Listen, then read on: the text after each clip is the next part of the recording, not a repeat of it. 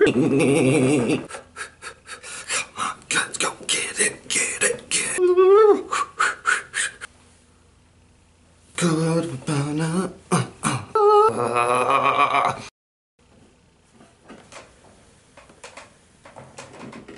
Oh, well, hello. Hi, everybody. My name is Addison, and I'm a huge fan of comic books. I think that they are an incredibly unique and dynamic storytelling method, and I want to share that appreciation with you. I'm going to do that today by talking about my favorite new release of the week. And you can look at my new comic book day video to see which comics I chose to read this week and why. My favorite pick from this week is Howard the Human by Skottie Young, with art by Jim Mahfood, coloring by Dave Stewart, and lettering by Travis Lanham. The author, Skottie Young, is probably most famous for his artwork, which you'll easily recognize from all the baby variant covers that he does. For example, here's a variant cover for the upcoming Captain American White, which is out in September. He also did the artwork for a Wizard of Oz comic called The Wonderful Wizard of Oz, which won 2 Eisner Awards for Best Short Story Arc and Best Publication for Children. In 2014, he wrote and did the art for Rocket Raccoon, at least for the first 5 issues, at which point they brought in another artist. And on October 14th, his new comic, I Hate Fairyland, is coming out on Image Comics. So make sure to pre-order that at your local comic book shop. His website is SkottieYoung.com, and I'm going to provide a link to that in the video. The artist Jim Mahfood recently did the artwork for Everybody Loves Tank Girl in 2012, and back when he was in college, he self-published a series called Girl Scouts, which recently had its 20th anniversary. Girl Scouts also recently had a pilot made for it, which has been described as Scott Pilgrim meets Broad City. I'm going to provide a link to the pilot in the video, as well as Jim Mahfood's website, jimmahfood.com. And the colorist, Justin Stewart, recently did the artwork for Sandman Overture issue number 4. He regularly did the artwork for Green Lantern New Guardians and for Hellboy. His website is Justin3000 and I will leave a link to that in the video. The letterer, Travis Lanham, I couldn't find much information on him. I couldn't find a website on Twitter and Instagram. No, I don't really know anything about him. His name is Travis Lanham. He put in the work. It's good work, so I still want to give him credit. So like I talked about in my new comic book day video, Howard the Human is a parallel universe version of Howard the Duck, which is an anthropomorphic duck in the Marvel universe who works as a private investigator. And on the flip side of this, in Howard the Human, Howard is a human living in a world full of anthropomorphic animals. Every now and then you get a book that just the second you open the page, you just instantly know you've got something good on your hands. And that happened for me here. Right off the bat, the artwork is creative, unique, the coloring is just wonderful, the paneling is creative. It's not strict square panels, it's roughly drawn and skewed and wobbly, and I love that it's creative and they were adventurous with the paneling there and just the artwork in general, and did something different and unique. Not only that, but on the first page it also has sort of a sound effect, which is just a good way to start off the book for me. So like I mentioned in my previous review, there are 3 major things that I like to look at when reading a comic book. 1, paneling. 2, coloring, and 3, sound effects. I'm going to critique this book in much the same manner as I did my last review. And I'm going to look at those 3 things and discuss what I liked and disliked about each part of this book in regard to those subjects. So first off, paneling. Like I said, on the very first page, the second I opened this book, I knew that I had something good on my hands. The paneling is not straight, it's very just crudely drawn, wobbly lines, and I like that they did something adventurous and creative and didn't just do kind of what's expected. And throughout the whole book, all the artwork is like that. It's just fun, creative, and it's compelling. I think the best example of paneling craftsmanship in this book is a fight scene that happens halfway through the book. It's a 2-page spread, and you can see by looking at it here that it starts off on the very top of the page with one large panel that goes across the entire page. And then we chuck down to a couple of thick, fat, almost squarish panels, and then 2 very thin horizontal panels. And then across the bottom we see we have a series of 8 vertical panels. And the way that this reads out, it builds the intensity of the fight, and that is wonderful. That's great craftsmanship, and to think to do that is just amazing.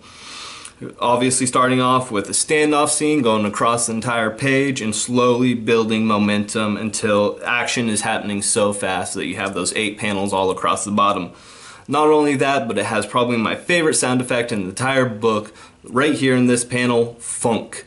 It's not a normal sound that you would see necessarily displayed by someone that wasn't putting thought into like the sound effect they were using. It's usually smack, boom, click, bang, something like that. But funk, someone had to like sit there and think for a second, what does it sound like when someone gets hit in the stomach with a stick? And it's amazing. Funk. That's the sound it makes. It makes a funk sound.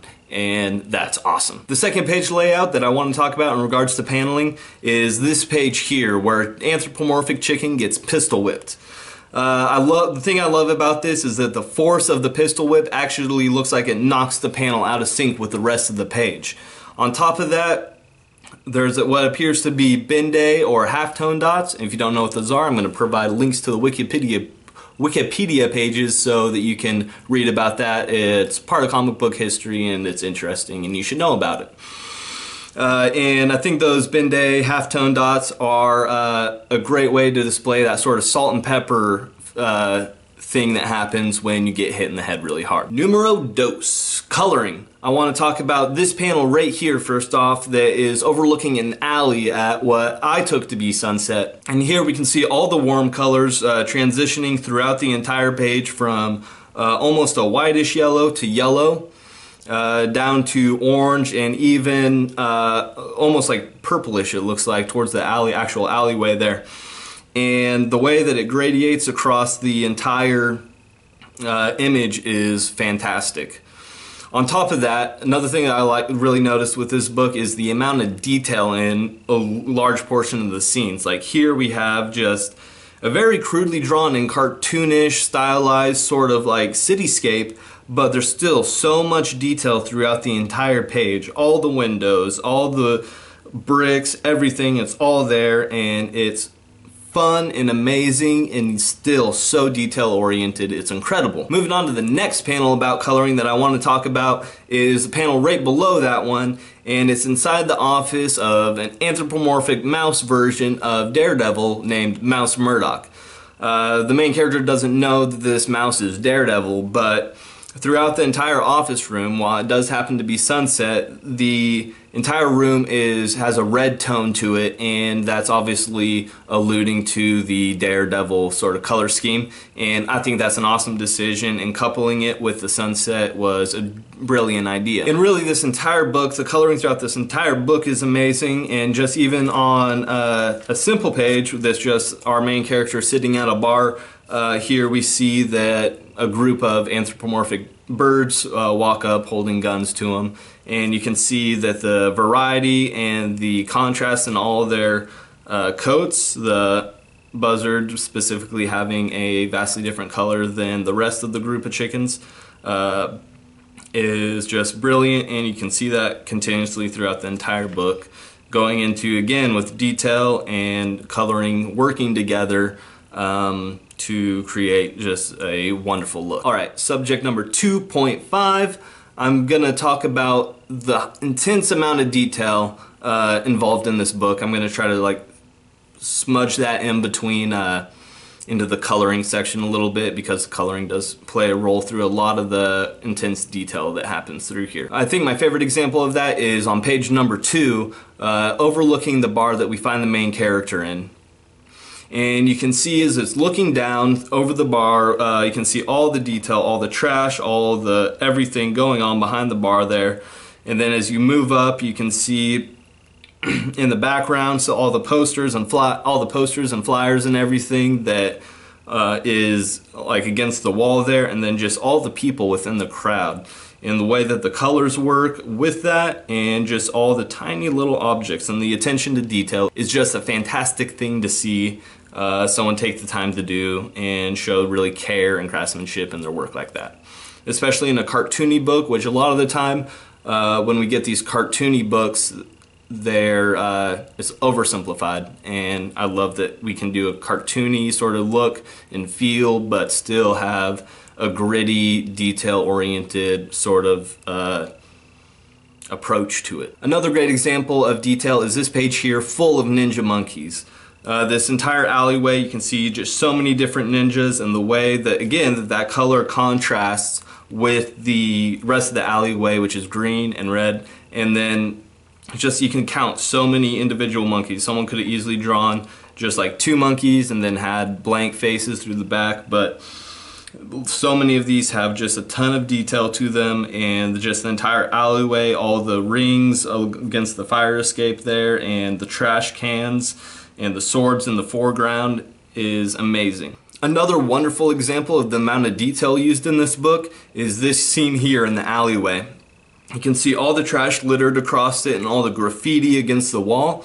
And my understanding is that Jim Mahfood takes a lot of influence from the graffiti art scene, and so this is very well tuned to him. Again, with the colors, you can see the wide variety and the eclectic use of color throughout the graffiti there. It's amazing, it's wonderful, and it's wonderful to see someone take that much care in the book. And boom! Number 3, sound effects.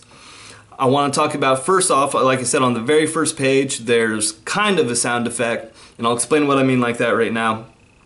It's actually this panel here where we see the word slam displayed in a similar manner that we would see sound effects, and that's kind of the initial thing I thought when I read it, but I quickly realized that's not a sound effect. It's actually denoting action, which was different, unique, not something I recall seeing before, but I'm not going to say that's necessarily never been done before, but it is creative, it is unique, and I like to see that. It's pretty amazing to have action denoted through lettering like that. Awesome. It's amazing. And the second sound effect I want to talk about is in this panel here, and it's displayed in a similar manner as the word slam, and it's the word bonk, which again maybe denotes more of an action than a actual sound, but I love the use of the word bonk to convey a pistol hitting against someone's head, especially in this universe where it's cartoony and ridiculous, but at the same time the entire story has an actual very real feeling and very gritty sort of feel to it, despite the ridiculousness of it. And having the word bonk for something as threatening as a pistol against someone's head is awesome and hilarious, and I think it's amazing that they chose to do that. And lastly, my third and favorite use of sound effects throughout this book is on this page here where we have the of the police sirens. I love the shaky nature of all the little letters and how wobbly it is, because there is sort of a wobble to the sound there when you hear a police siren. Now I think that might be due to the Doppler effect. I'm not sure, I might be confusing things, but anyway, it made me feel that sort of wobbly, siren-y sort of feeling to it. On top of that, I love the way that the words go behind the panels before it, giving it the sense that it is actually a sound that's occurring in the background as opposed something that's right there here with the characters. And that's a really genius idea, way to kind of convey that feeling. And then finally, one last thing that I just have to talk about because it was absolutely horrifying when you think about it, is this scene here where Howard is bribing a couple of police officer dogs with bones. Now they mention previously in the book that eggs and bacon are outlawed because they're all anthropomorphic animals, but where are they getting these bones from? That's terrifying.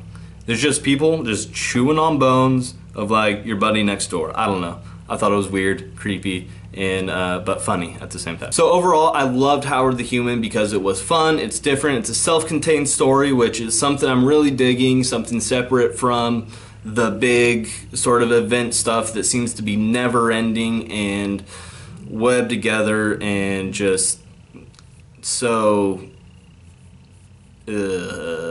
on top of that, I love that it was a silly and ridiculous story with anthropomorphic animals, but still had, because of the art and in the way the book is set up, still had a gritty and real feel to it.